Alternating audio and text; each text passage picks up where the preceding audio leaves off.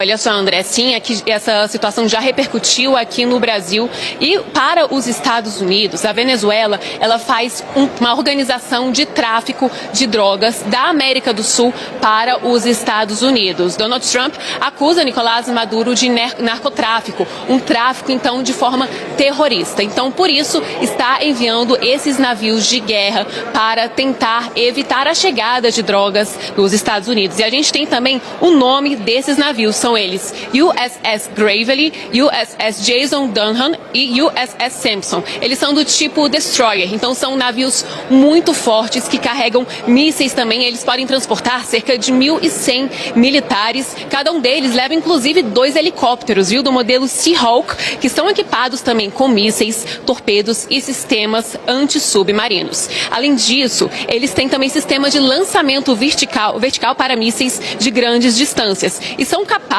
inclusive, de atacarem aeronaves, submarinos e alvos terrestres. Essas embarcações são protegidas contra ataques químicos, biológicos e nucleares. Então, são embarcações de guerra muito fortes. Quando Nicolás Maduro ficou sabendo do envio destes navios no começo da semana, ele disse que enviou cerca de 4 milhões de milicianos venezuelanos para proteger o território da Venezuela. Então, esses milicianos que estão armados e preparados, de acordo com Nicolás Maduro, estarão aguardando a chegada desses navios e a gente vê então qual vai ser a situação das próximas horas. E claro que aqui no Brasil isso tudo repercutiu. Agora pela manhã, o assessor especial da Presidência da República, Celso Amorim, disse que esse envio de navios preocupa bastante o Brasil. Bom, de acordo com ele, o governo do presidente Lula é contra qualquer intervenção estrangeira na costa venezuelana. Mesmo o governo do Brasil mesmo ele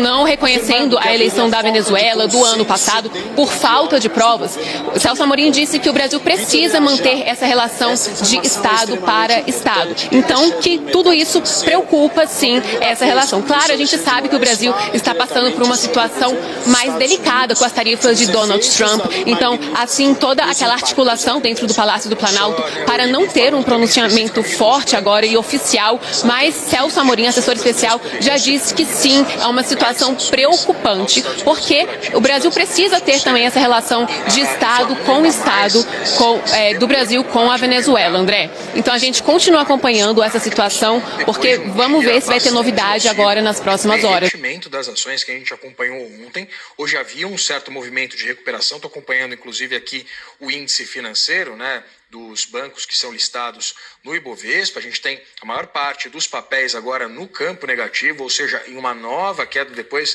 de realmente um massacre do valor de mercado das ações ontem, né? Os bancos que perderam cerca de 42 bilhões de reais em valor de mercado durante as negociações nessa terça-feira. A gente viu uma leve recuperação, uma tentativa de mitigar e de reinterpretar exatamente as possibilidades envolvendo esses impactos, até porque o mercado brasileiro, vale de destacar, ainda mais com uma Selic a 15%, ele é bastante interessante também para as instituições financeiras norte-americanas, né?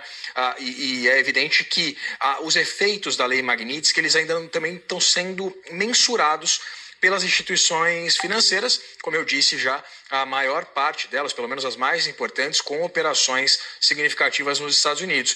E sobre esse derretimento das ações no dia de ontem, a gente preparou inclusive uma arte mostrando exatamente essa perda de valor das principais instituições bancárias aqui no Brasil. Olha lá, o Itaú, né, tanto as ações ordinárias quanto preferenciais caíram cerca de 3,84%, uma perda de 14,7 bilhões de reais em valor de mercado, um montante mais significativo do que o do BTG Pactual, caiu 3,48% durante o pregão de ontem, atingindo ali cerca de 11,4 bilhões de reais em perda também de valor.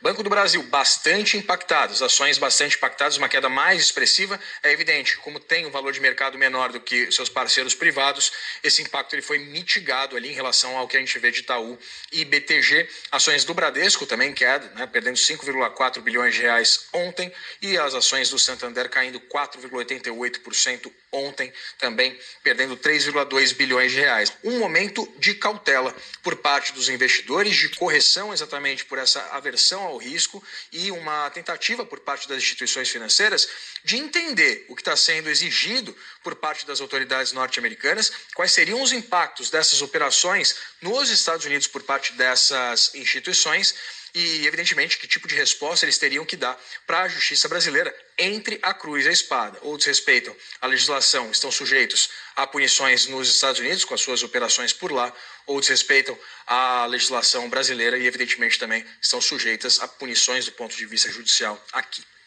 O presidente da Venezuela, Nicolás Maduro, convocou para este fim de semana um alistamento para toda a população.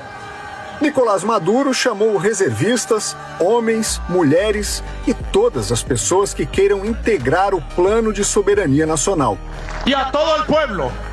A mobilização é contra o que chamou de ameaças do imperialismo. O esquadrão anfíbio americano, que se juntaria a outros 3 navios já enviados ao Mar do Caribe, foi desviado para a passagem de um furacão. Um atraso que não muda os planos do governo americano, que vai manter embarcações de guerra na região sob pretexto de combater o tráfico de drogas.